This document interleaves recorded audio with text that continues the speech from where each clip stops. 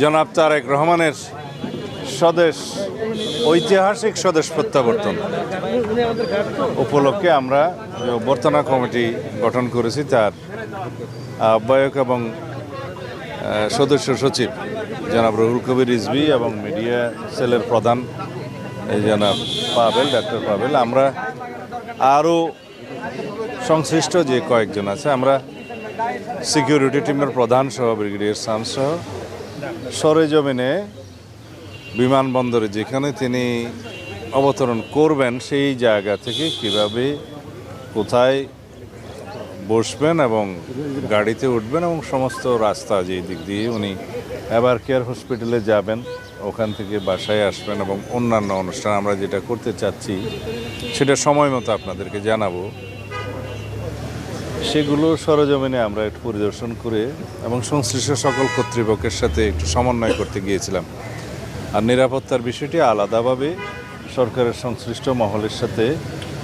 সব বিভাগীয় প্রধানদের সাথে আমাদের নিরাপত্তা টিমের যিনি প্রধান এবং অন্যান্য সদস্য আছেন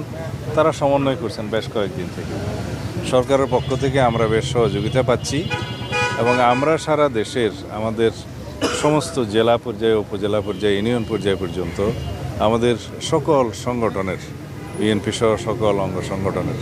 সকল নেতাকর্মীকে আমরা ইনস্ট্রাকশন দিচ্ছি কিভাবে তারা 24 তারিখের রাতের মধ্যে অথবা 25 তারিখের সকালের মধ্যে তারা আমাদের প্রিয় নেতাকে স্বাগত জানাতে ঢাকায় আসবেন। এর মধ্যে সারা দেশের সমস্ত জনগণের মধ্যে ব্যাপক উৎসাহ উদ্দীপনা আছে। দীর্ঘ 17 বছরের কষ্টের নির্বাসিত জীবন শেষে আমাদের এই দেশের গণতন্ত্রের রক্ষা কবচ, আমাদের আগামীর বাংলাদেশের যিনি নেতৃত্ব দেবেন ইনশাআল্লাহ তাকে এক নজর দেখার জন্য আমরা গণতন্ত্র অবমুক্ত করতে পেরেছি। ফ্যাসিবাদের বিরুদ্ধে সংগ্রাম করতে করতে এই ফ্যাসিবাদ বিরোধী রাজনৈতিক সংগ্রাম, গণতান্ত্রিক সংগ্রামের সুদীর্ঘ 16-17 বছর তিনি নেতৃত্ব দিয়েছেন আমাদের। তো সুতরাং আমরা চাই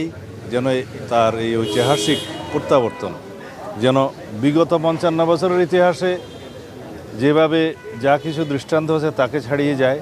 এবং আগামী 55 বছরের ইতিহাসও যেন সেরকম কোনো ঐতিহাসিক ঘটনা না হয়, সেরকম একটা